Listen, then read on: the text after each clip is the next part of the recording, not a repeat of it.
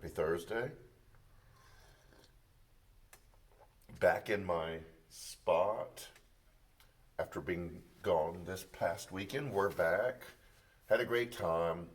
So appreciate Angela Barnett for doing a great job this past Sunday, and for all of you for allowing us to spend some time with our kids and grandkids.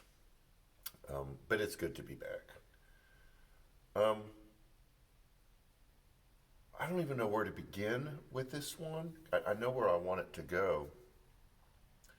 Um, I think I've talked about this before, where Janet and I have really cut back on the amount of news we watch just because it can be so heavy and so overwhelming. And all of you are also dealing with so many things that are going on in your life. The last thing you need is just more depressing news. Um, all of us are at some place wrestling with this. What does it look like to have hope in a world where we see atrocities like they're beginning to uncover in Ukraine, crime, the economy, the partisanship, the bickering, the lack of unity, um, and not even getting bogged down in each one of those issues, just the amount of heartbreak and struggle and pain and suffering that we see in our world. We just got some bad family news, not our family, but just in our family, that we're going to have to navigate those difficult waters.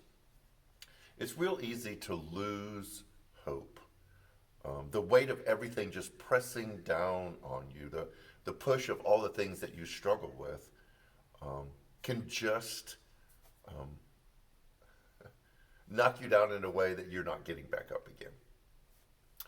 And I came across this interesting piece of information that I had to verify because I want to make sure that what I'm saying is legit. So I checked several sources, and it's apparently true. So let me tell you what I discovered. And the analogy is so obvious, you'll get it right away, and it'll kind of paint a picture of hope. Um, that in order to kind of help us learn how to begin to live on other planets in a sealed, enclosed system, they've been doing a lot of experimenting here. And so what they do is out in the desert, they create biodomes. Not the Pauly Shore, Brendan Fraser biodome. But what they'll do is they'll take a glass enclosure um, and then try to build a sustainable ecosystem inside of it. Can they grow crops? Can they have a body of water within it that can sustain itself? Can they grow trees? And then they put people inside of it and see how long they can last and how long it can produce oxygen, how long they can sustain itself for the possibility of terraforming other planets. This was a very true, interesting thing that they discovered, that the crops would do really well. The water was a little bit more difficult to kind of maintain enough water to supply them. But this one fact was the one that taught them something that I think we can pull some truth from. And that is when they found out that the trees inside the biodome got a certain height, they would just topple over. Um, they would just fall. And so when they looked at the trees after they fell over, they found out that there wasn't enough roots to hold the tree in place. Now, they had plenty of soil. It wasn't a soil issue, but the size of the tree got bigger than the roots that it took to hold it in place. So after a lot of studying and a lot of evaluation, they realized that there was one thing they didn't account for when they built these biodomes. And that was the importance of wind. Now, you're already there because you're smart about what wind does. But what they discovered was wind created the need for trees to grow deeper roots to resist the wind. And the stronger the wind, the more the deeper the roots grew to hold the tree into place. Without wind, the trees wouldn't grow.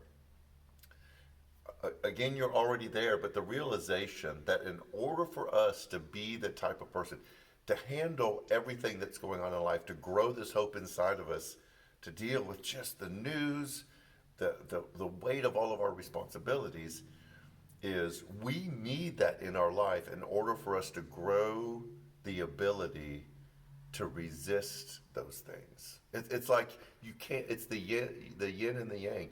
You can't have what you need unless you face the difficulty. You're not going to have what you need before you face the difficulty. Those things grow through difficulty. So in my studying of hope, there's a message that's way down the road that I've been doing some studying, is the realization that hope is an act of resistance. It's not waiting for things to work out. It's not wishing that things would turn out the way you would want them to.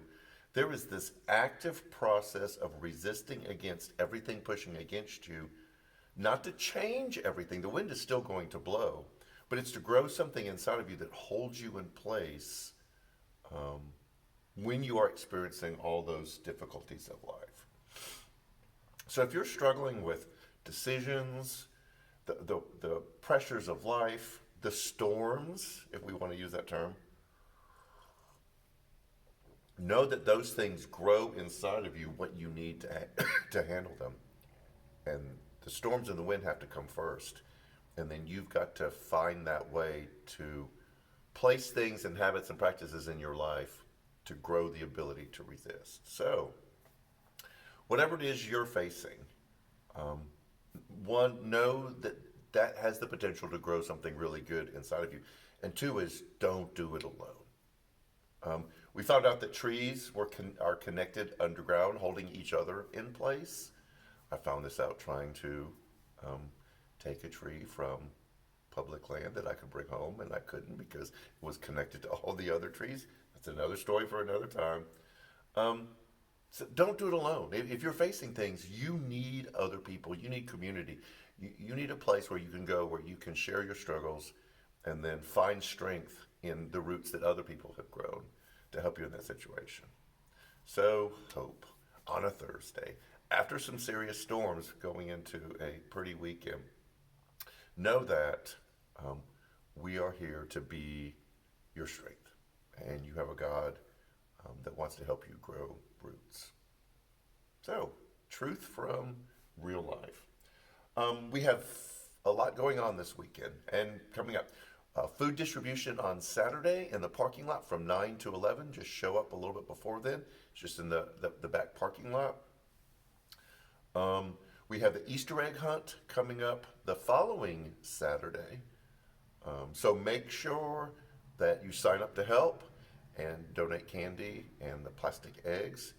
We expect that to be a great time. Easter's the Sunday after that. So we want to invite you to that. We have a lot going on. We're retooling the children's area. The student ministry is being redone. We're making some significant changes. And we're seeing you show up, and we appreciate it. So we hope to see you Sunday. So have a good weekend, and take care, and grow roots.